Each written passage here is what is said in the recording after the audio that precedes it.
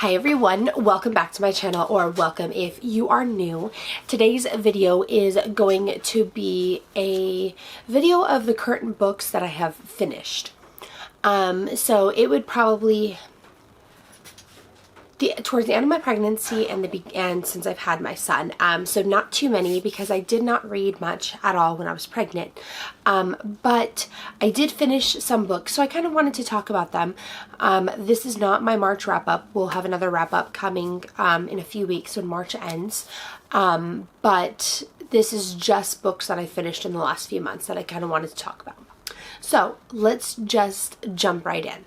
So the first book that I finished is The Holiday Swap by Maggie Knox. This was one of the December picks for Book of the Month of 2021. And it says, all they want for Christmas is a different life. So this book follows a set of identical twins named Charlie and Cass. Cass runs the bakery in their hometown, and Cass is a host of a popular baking show. So first off, I'm going to say that I enjoyed this book. I think it was a cute holiday read. Was it like my top favorite?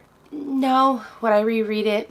Probably not, but it was a cute little read for the winter. So I did enjoy it, and I'm glad that I read it.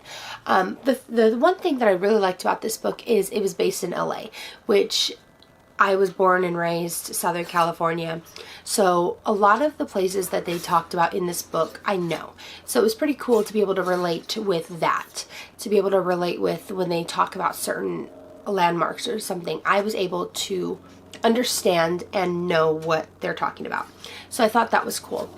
But this book follows Charlie and Cass. Charlie in the beginning of the book ends up with a head injury at work, and since she is hosting a baking show on television, she is competing with her co-star right now of who's going to host the next big show. Well, with the head injury, she can't do it. She can't taste or smell. So she's like, okay, she asks her sister, since they're identical twins, to swap with her to try to secure her spot as host. And so Charlie then goes and runs the bakery back at their hometown. I don't want to give too much away, because if you haven't read it, go read it. It's a cute little read. But so they swap places. It is a romance, so each one does have a romantic partner in the book. But it was just cute. I liked following the two different sisters. I liked the dual point of view from Cass and Charlie. It was just interesting because I've always wondered if twins could, identical twins could really swap places. Who knows? Maybe if they're really very, very, very similar. Well, they're identical, so obviously they're going to be identical. But some people can tell them apart. So I wonder if people, if twins really do that. I don't know. I think that's interesting. But this was based around baking, so I loved it. As I've said in previous videos, I love anything that has to do with food in books. Whether it's baking, cooking, anything, I love it. So I just ate that part of the book up because I personally love to bake. I hate cooking. I can cook, I can hold my own, but baking is what I love. Granted, I don't do it as much because I don't want to eat everything I make and then gain a whole bunch of weight. So I try not to bake as much, but I love it. Makes no sense, I know. But this was such a cute little Christmas read. It was based around Christmas time, not too holiday dependent, so it's not like super Christmas themed. So you can read this really anytime you want. But I really did enjoy this book. So cute holiday read. Okay, next I read, I finished the Viscount Who Loved Me by Julia Quinn. This is a Bridgerton novel. This is what the second season of the Bridgerton series is going to be based on, which comes out in just a few weeks. So this one follows Anthony Bridgerton, which is the older brother from the original Bridgerton, Duke and I. So Daphne's older brother, Anthony, who was the best friend of the Dukes of Hastings in the first series, if you're familiar. So I wanted to read this just so I kind of, I don't know, when I know that there's going to be a book or a movie or a series about a book, or based off a book, I do try to read it. I try to read it before the series, or the movie. Granted, that probably hinders me because a lot of times I don't like the movies or the TV shows, but I don't know. So I tried to read this one, and I finally finished it. It took me a while to finish it. Something just, it didn't draw me in. Maybe it's, I don't know, the TV show just really, really drew me into the first one, and then I read the first one, and then I had watched the TV show before the book, so the book took me a while to get through because I knew what was going to happen. So I tried to read this one first, and I don't know, it just didn't excite me, so I was able to put it down for like 6 months and not touch it, and then I figured I need to finish it. So was this my favorite book? No. Was it bad? No. It was just a typical historical romance. It's interesting, the aspects that I did like about it. I liked learning more about Anthony and his problems and what makes him him, because in the first movie or in the first show, season, whatever it is, the first season, he's very, very like guarded and serious and kind of like brooding, and it's interesting to see why he is that way in this book. So I liked that. Kate in the book, his romantic interest, I liked her. She was spunky. She wasn't the typical lady that you find in these historical romance. It's not like, you know, the girl that has to submit to the man and stuff like that. So I did like that about Kate. She was very, very spunky. She held her own. She was sassy. I liked that about her. So the characters were great, but the story just didn't excite me. Am I still going to watch the second season? Absolutely, because this might be a series I like better in TV than in books, but that's just my opinion. So if you're like me and you want to read it because it's going to be a TV show and you do like to do that, then go for it. It's not bad, but it wasn't my favorite. I'm hoping the rest of the series is going to be a little bit better, but we'll see. I'll probably throw the third one on my list at some point, but who knows. Okay. Next is the Shipped by Angie Hockman. So this one I was excited to read because it's supposed to be a mix of The Unhoneymooners and The Hating Game, which are two very, very hyped romances, but two very hyped romances that I like and that I understand why they're hyped. So they're two of my favorites. Unhoneymooners definitely is one of my all-time favorite romances. I don't know. It's just great. So that's what this is. This book, it says, yeah, The Unhoneymooners meets The Hating Game in this clever romantic comedy following a marketing manager who is forced to go on a cruise with her arch nemesis when they are up for the same promotion. So very, very similar. Same concept of The Hating Game, but in like a location of The Unhoneymooners. Except it's not in Hawaii. It's in, I believe it's the Galapagos? Yes, the Galapagos. So this follows Henley, and I believe it's Graham. I don't know how to pronounce his name. Graham, I read it name. I believe it's Graham, or I don't know. If you know how to pronounce it, please let me know. I should probably Google it. But, okay. So this follows them. They are up for the same promotion. They go on a cruise that their company has. So they're technically going on this cruise. It's a work trip. On this cruise, they are going to some of these amazing locations in the Galapagos, which I've always wanted to go to the Galapagos, but now this book has made me want to go even more. Plus, to go on another cruise. It's been a long time since I've been on a cruise, and I really want to go on it. I read this in the middle of winter, which is when I read The Unhoneymooners, and it's funny is, during the summer, I hate the summer, but in the winter, I want summer, and like in the summer I want winter, but in the winter I hate winter. It's weird.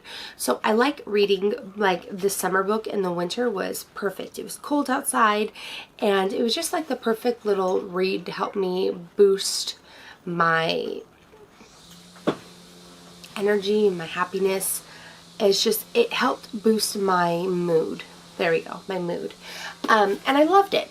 It was super, super cute. Henley and Graham, the way that their relationship started and went, like how it started, this is obviously an enemies to lovers, but I loved how the relationship bloomed or blossomed slowly but surely.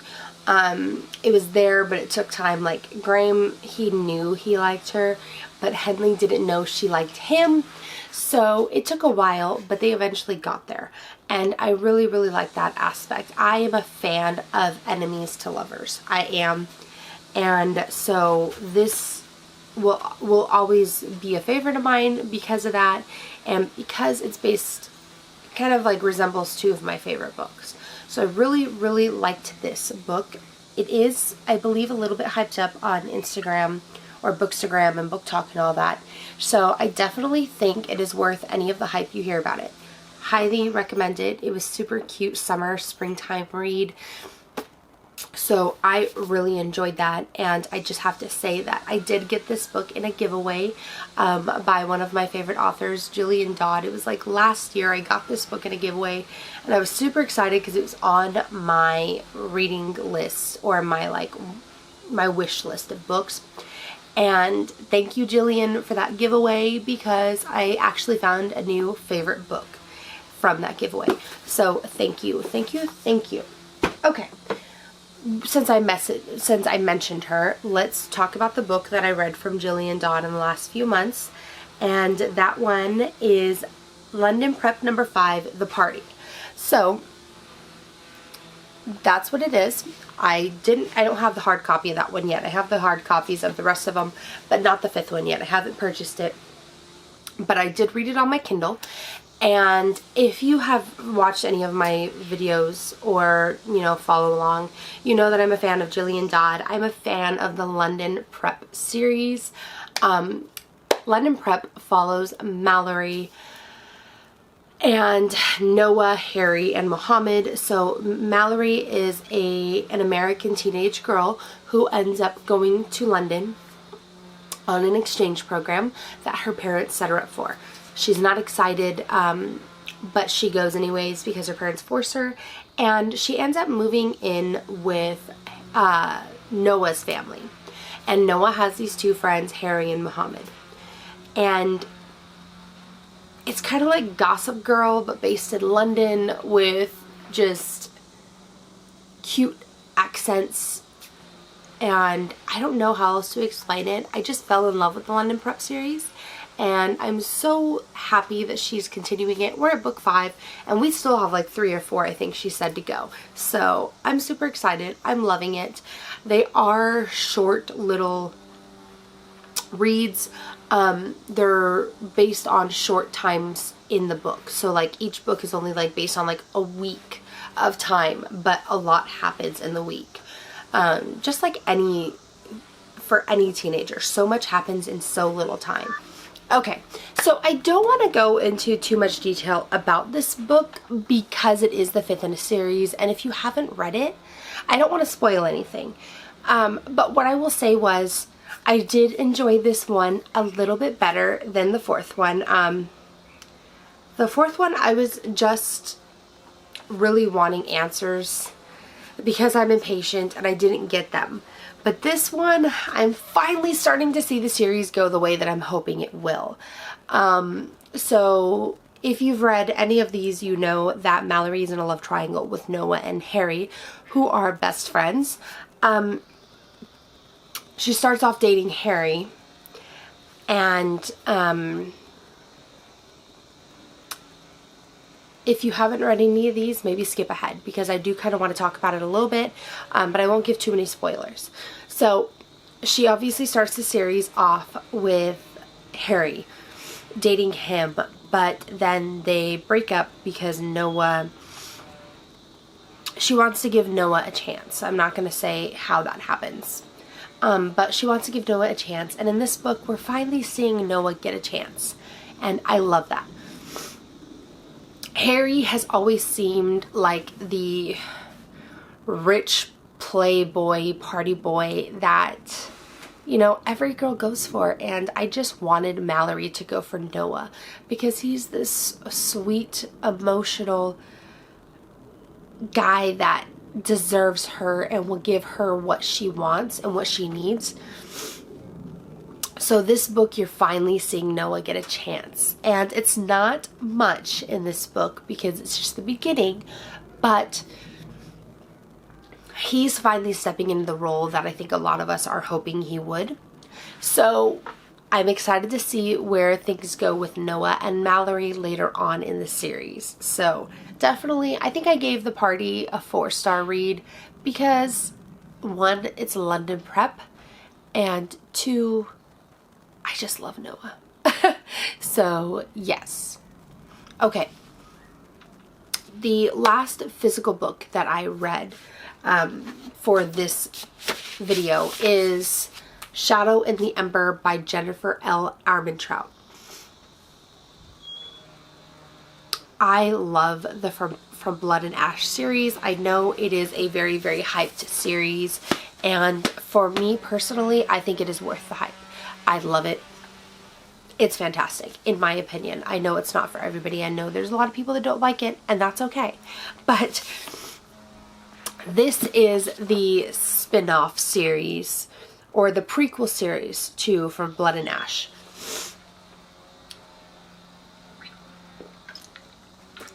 Sorry, I think I have like allergies, so I'm very, very congested today.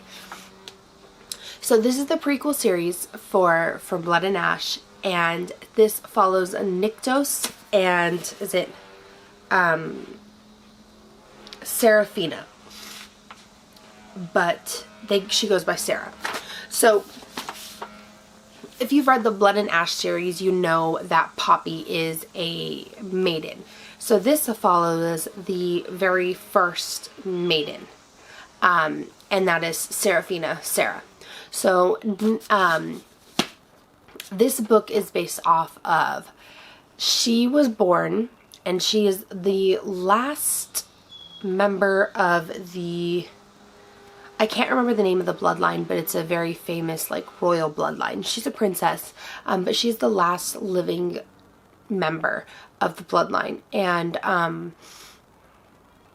her dad died and her mom remarried, and so she was hidden away because she has a deal with the, I believe he's a god, no, the primal, it's a primal. So in this series you have godlings, gods, primals.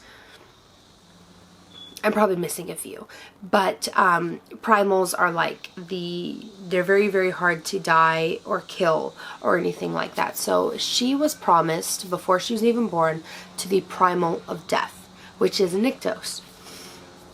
So she is the first maiden, so she has to wear the hood or the veil, and no one is supposed to see her or touch her. She's supposed to be this pretty, just untouched, virginal woman for Nyktos. So when she turns 18, she is promised to him, and he is supposed to take her as his consort. Well, he gets called and he denies her. And so she's like, what did I do wrong? And she was so looking forward to being chosen or taken because it's supposed to save her people and prevent the rot from spreading. But Nyktos denies her and says no, and the rot keeps spreading and people keep dying. But that's pretty much the basis of this book. And don't get me wrong, the story was great, but I loved how Kane, I loved how this answers so many questions for the world of From Blood and Ash. So this answers so many questions that you got, or that I had after reading The Crown of Gilded Bones. So this answers so many questions I had after reading A Crown of Gilded Bones, which makes me excited for the next one, I think War of Two Queens, that actually comes out in just like a week or two from when I am filming this. So super excited for that one, but I enjoyed the story of Sarah and Niktos. Now I know based on the From Blood and Ash series, I know that they go on to have kids and everything, so I'm interested to see what happens. I know that they continue, they end up getting married and having kids and having a life, but I'm interested to see what happens in their life, because there are some things that happen at the end of the book that you're just like, what's gonna happen? You know something happens because of the other books, but what is the path that the book takes or the series takes and what happens to them? So I really enjoyed this. Niktos was, you know, even though he's the primal of death, Luna, sorry. If you can hear a lot in the background, I'm sorry. I have my dogs and I'm filming on my patio, which is now my office. And if you hear people doing yard work, I'm sorry. It's Southern California, so it's time for yard work to start again. But I really did enjoy, I don't know, I'm super, super excited to see where the rest of this series goes, and now where the Blood and Ash series continues. So I did enjoy this. If you are a fan of From Blood and Ash, then go and read this. If you have not read From Blood and Ash, I would recommend reading those before this one, at least the first 3, because then the worlds kind of intertwine, and so questions are answered from the From Blood and Ash series, and then this one answers, you know, this one you have questions, but you'll know the answers if you've read From Blood and Ash. So I recommend you reading From Blood and Ash, Kingdom of Flesh and Fire, and The Crown of Gilded what is that third one? God, I just had the name. The Crown of Gilded Bones first, before reading Shadow in the Ember. But if you like a fantasy romance, then definitely try From Blood and Ash and then this new spin-off series. It is a Flesh and Fire novel, so I believe that's what the series is going to be called. And so I definitely recommend this if you like fantasy romance. Okay. And from there, I think it's just some audiobooks that I read, but nothing that like jumps out that I really remember. So those were like the 4 books that I've read in the last couple months. I know 4 books is really small for me, but those are the 4 that I've read that I have really enjoyed. I'm not going to say like jumping up and down for at least one or 2 of them, but I did enjoy my reading. I think that all 4 that I've read in the last couple months have been good, but I'm excited to jump into reading more and more. I did finish another book, but that was in the beginning of March, so that's going to be my March wrap up, and that is Tokyo Ever After. So if you're interested to see what I thought about that, make sure to tune in a few weeks for the March wrap up. But yeah, so that is the end of that video. If you liked this video, please give it a thumbs up. If you're new to my channel and you want to stick around and see more bookish content, then please make sure to subscribe. And until then, I will see you in the next video. Thanks.